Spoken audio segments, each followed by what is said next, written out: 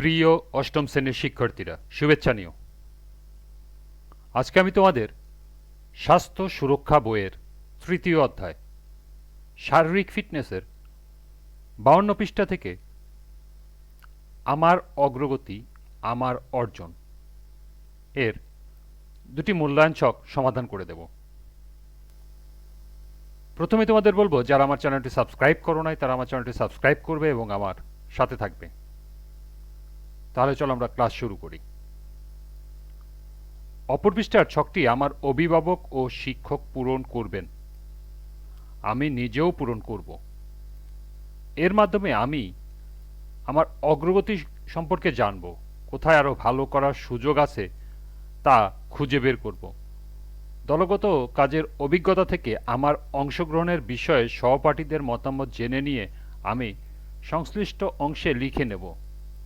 আমার অভিভাবক বইয়ে সম্পাদিত কাজ দেখে মন্তব্য লিখবেন।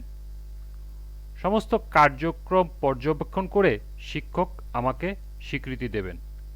কি ভালো করেছি, কিভাবে আরও ভালো করতে পারি সে উপায় জানাবেন।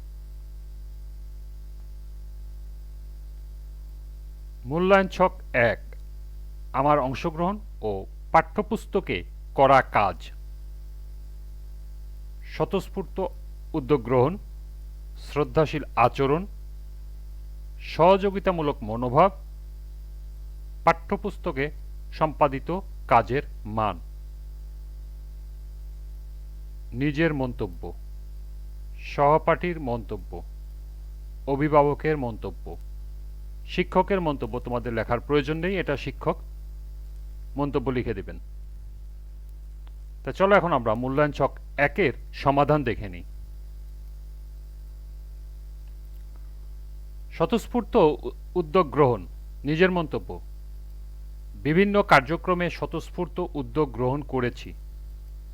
সহপাঠীর মন্তব্য, স্বতঃস্ফূর্ত উদ্যোগ গ্রহণ করেছে। অভিভাবকের মন্তব্য, স্বতঃস্ফূর্ত উদ্যোগ গ্রহণ করেছে। এরপর হলো শ্রদ্ধাশীল আচরণ। নিজের মন্তব্য, সবার সাথে শ্রদ্ধাশীল আচরণ করেছি। সহপাঠীর মন্তব্য, শ্রদ্ধাশীল আচরণ করেছে। অভিভাবকের মন্তব্য, শ্রদ্ধাশীল আচরণ করেছে। 3 নম্বরে সহযোগিতামূলক মনোভাব।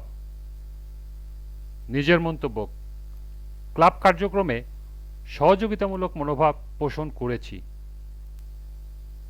সহপাঠীর মন্তব্য, সহযোগিতামূলক মনোভাব ছিল চোখে পড়ার মতো। অভিভাবকের মন্তব্য, সহযোগিতামূলক মনোভাব চোখে পড়ার মতো। সর্বশেষ পাঠ্যপুস্তকে সম্পাদিত কাজের মান। নিজের মন্তব্য, পাঠ্যপুস্তকে সম্পাদিত কাজের মান আশাতীত। সহপাঠীর মন্তব্য, পাঠ্যপুস্তকে সম্পাদিত কাজের মান খুব ভালো। অভিভাবকের মন্তব্য, পাঠ্যপুস্তকে সম্পাদিত কাজের মান খুব ভালো। তাহলে এই ছিল মূল্যায়ন ছক 1-এর সমাধান।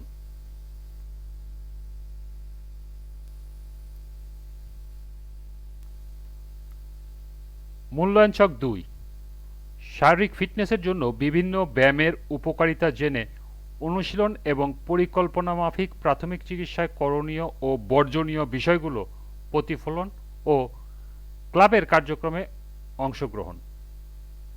এখানে 3টি বিষয় আছে। শারীরিক ফিটনেসের জন্য ব্যবহৃত বিভিন্ন কৌশলের অনুশীলন। এরপরে আছে পরিকল্পনা ও অনুশীলনে প্রাথমিক চিকিৎসায় করণীয় ও বর্জনীয় বিষয়গুলোর প্রতিফলন। সর্বশেষ ক্লাবের কার্যক্রমে সক্রিয় অংশগ্রহণ।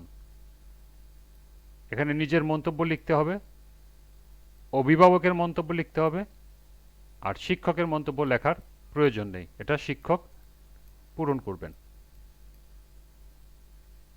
তাহলে চলো এখন আমরা মূল্যায়ন ছক 2-এর সমাধানটি দেখে নিই।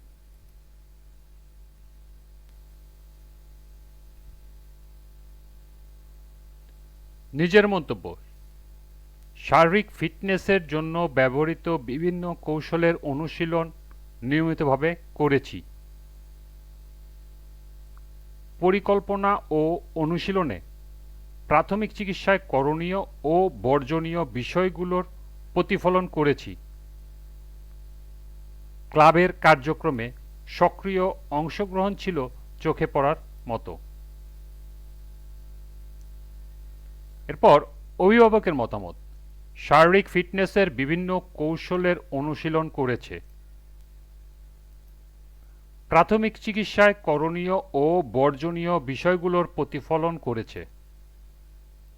সর্বশেষ, ক্লাবের কার্যক্রমে সক্রিয় অংশগ্রহণ করেছে। তাহলে এই ছিল মূল্যায়ন ছক 2 এর সমাধান।